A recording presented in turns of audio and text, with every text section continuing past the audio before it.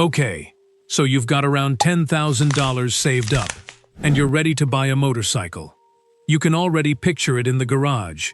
Before you walk into that dealership, give me 15 minutes. It might save you thousands. Because here's what nobody tells you. Half the bikes on every best motorcycle list will quietly drain your wallet. Depreciation, repair bills, parts you can't get, dealer trips that eat your weekends. And the people making those lists? Most of them have never owned the bikes they're praising. Pick wrong, and you lose $3,000 or $4,000 the day you ride off the lot, and you're back in the shop by spring. Pick right, and you've got a machine that runs past 100,000 miles and gives back most of your money when you sell it. So today I'm counting down 7 motorcycles that are a complete waste of your money. And for every one, I'll tell you exactly what to buy instead. Stick around, because the bike at number 1 is one that thousands of riders buy for all the wrong reasons. And one entry on this list will burn you worse than all the others combined. Let's get into it. Number 7. The Chinese-built budget cruiser. You've seen them. That brand new, big-looking cruiser online for $3,000 or $4,000.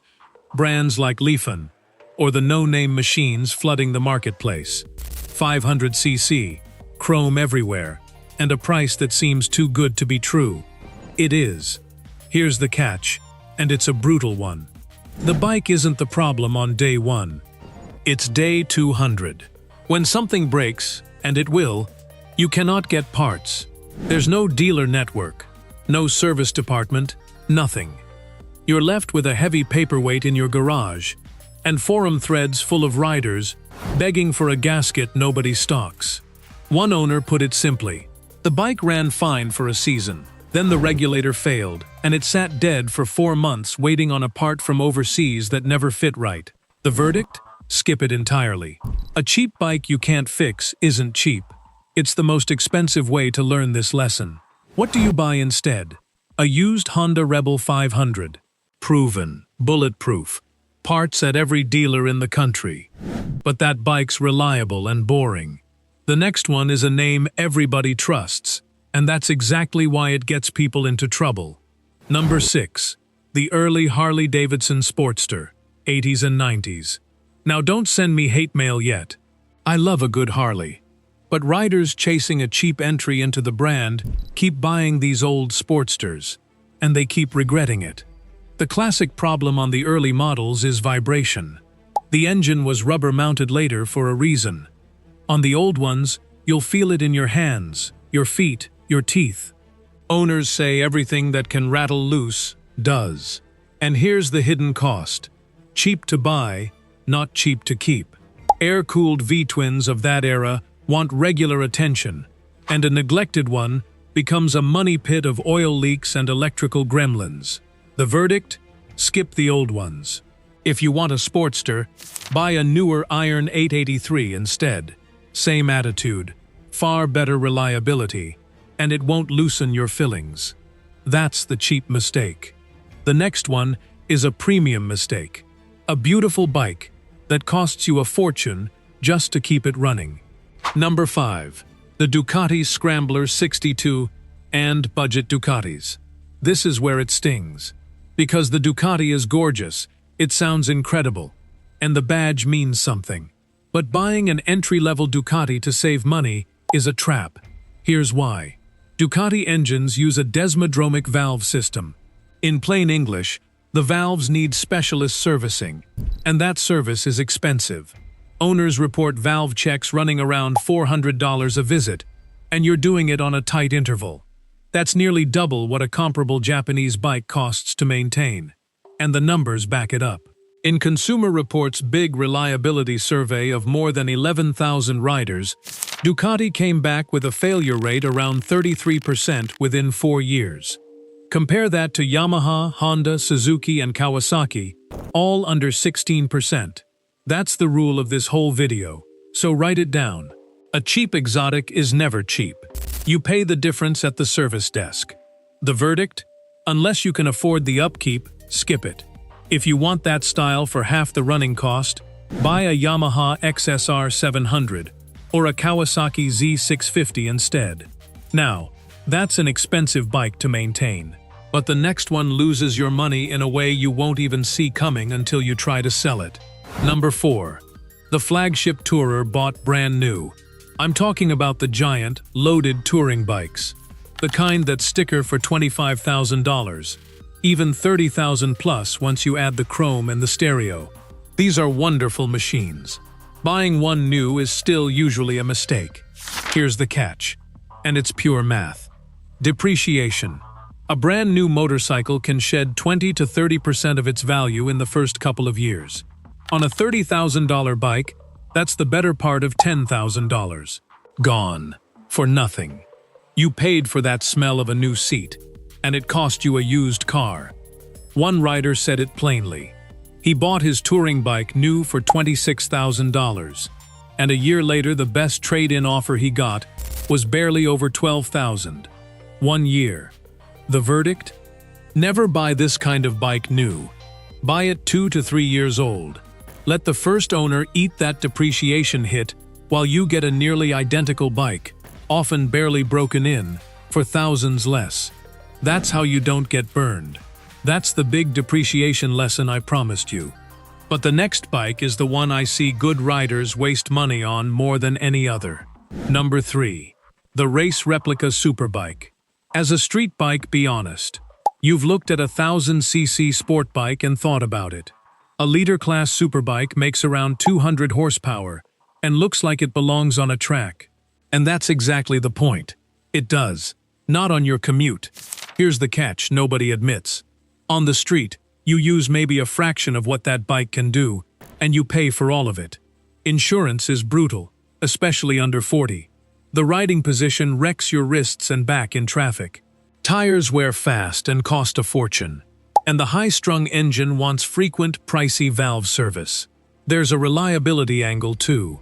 The early BMW S1000RR, that first superbike from around 2010 and 2011, even had a recall for connecting rod issues that could cause engine failure. High performance and high stress go hand in hand. The verdict? For the street, skip the full superbike. Buy a middleweight instead. A Yamaha MT-07 or a Kawasaki Ninja 650 gives you 90% of the real-world fun, comfort you can live with, and insurance that won't make you cry. So that's 3 bikes left. And here's where it gets interesting. Because the next one isn't a bad motorcycle at all. It's a great one. And it'll still cost you. Number 2. The Can-Am Spyder. And 3-wheelers. This one surprises people. The Can-Am looks like the safe, stable choice. 2 wheels up front, planted, secure.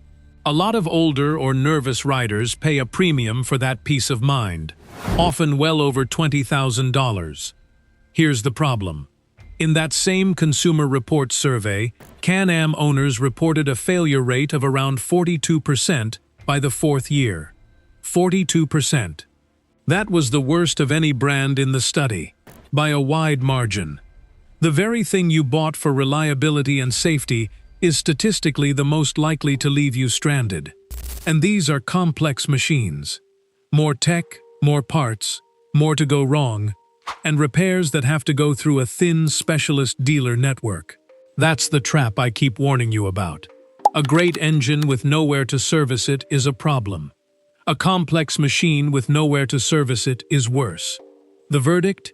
If you genuinely need 3 wheels, go in with your eyes open and buy the extended warranty. If you don't, that money buys a far more reliable 2-wheeler. Now, number 1.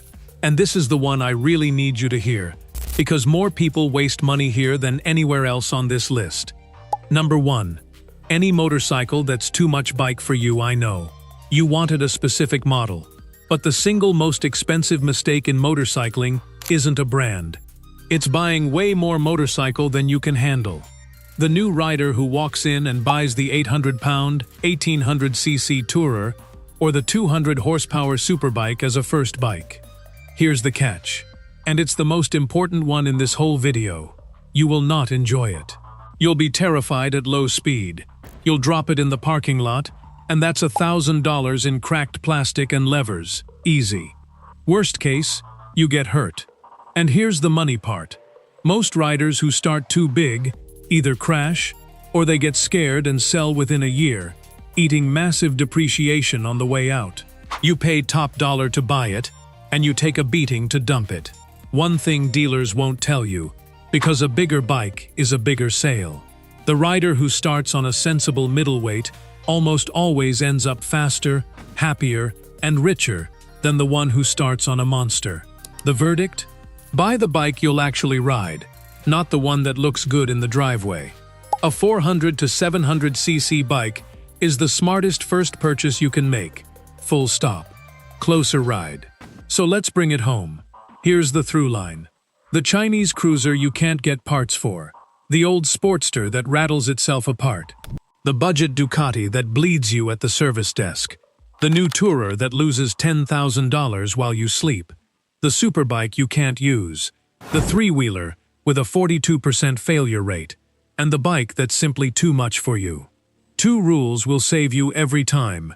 1. Never buy new if depreciation will gut you. Buy 2 to 3 years used and let someone else take the hit. 2. Never buy a bike you can't get serviced nearby, because the best engine in the world is useless when no one can fix it. Buy reliable. Buy serviceable. Buy the bike that fits you. Do that, and you'll spend less and ride more. So tell me down in the comments, what's the worst motorcycle you ever wasted money on? I want to hear the horror stories. And if this saved you from a bad buy, hit subscribe, because the next video could save you thousands more.